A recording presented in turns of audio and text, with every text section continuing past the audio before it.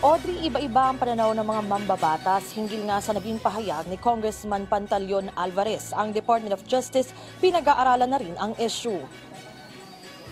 Kinundena ng liderato ng Kamara ang umano'y seditious remarks ng kanilang kasamahan na si dating House Speaker at ngayon Davao del Norte 1st District Representative Pantaleon Alvarez laban sa administrasyon. Sa isang peace rally sa Tagum City, Davao del Norte, nanawagan kasi ang kongresista sa militar na bawiin na ang suporta sa punong ehekutibo para siya'y bumaba na sa pwesto. Ayon kay House Majority Leader Manix Dalipe, dapat ay umaksyon na ukol dito ang mga kinaukulan dahil hindi lang umano ito seditious kundi banta pa sa gobyerno at rule of law.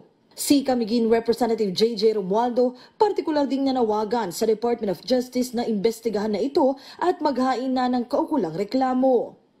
Giit naman ni House Deputy Speaker J.J. Suarez, hindi katanggap-tanggap ang sinabi ni Alvarez na tila nang hikayat umano ng pagkakawatak-watak. Habang paalala ni House Senior Deputy Speaker Dong Gonzales, bilang mga lingkod bayan, kailangan ay sila mismo ang ehemplo sa pagsunod sa batas at demokrasya sa lipunan. Sa isang bagong pahayag ngayong araw, dumipensa naman si Alvarez laban sa mga bumabatikos sa kanyang sinabi. Giit ng mambabatas, paano naging seditious ang kanyang pahayag?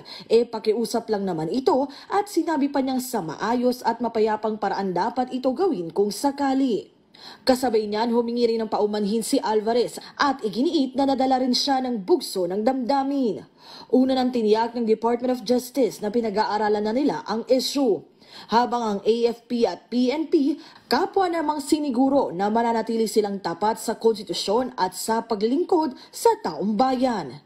Very clear po yung mandate namin. We will protect the Constitution and we will follow the duly constituted authorities. In other words, we will follow the chain of command.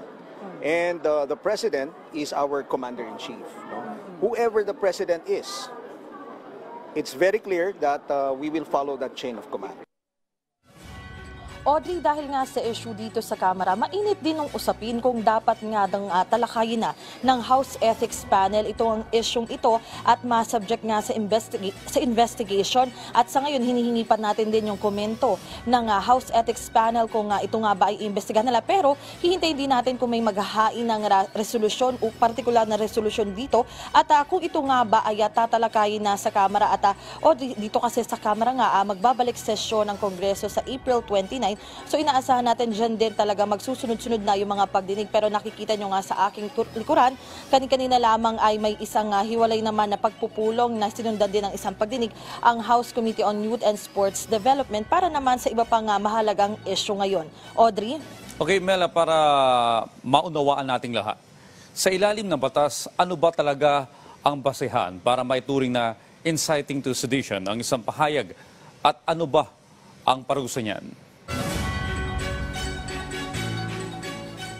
Audrey, para din for context sa ating mga kababayan, itong sedition at inciting to sedition ay dalawang magkaibang bagay. Then itong sedition ay akto ng pagkakaroon ng pagkakagulo. No? Ang main objective nito, base sa revised penal code, ay violate public peace. At ito namang inciting to sedition, ikaw mismo yung nag-uudyok na magkaroon nga ng kaguluhan laban sa national government, laban sa opisyal ng gobyerno, or even private person o social class at gusto mo nga magkagulo ang bansa. Kaya ikaw ay nag-uudyok ukol dito. Pero Audrey, dito nga sa isyong ito, no, kailangan talagang mahimay ng husto kung ito nga ay sedition o inciting to sedition o pag-uudyok nga ng kaguluhan kasi ito nga ay sensitibong topic.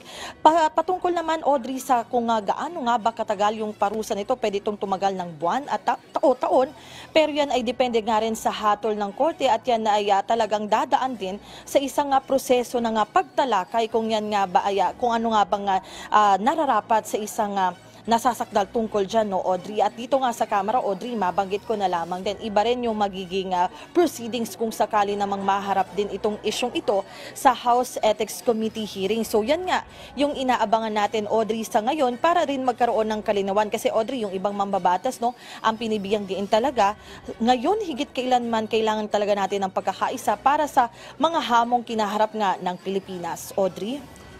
Maraming salamat, Mela Lesmoras.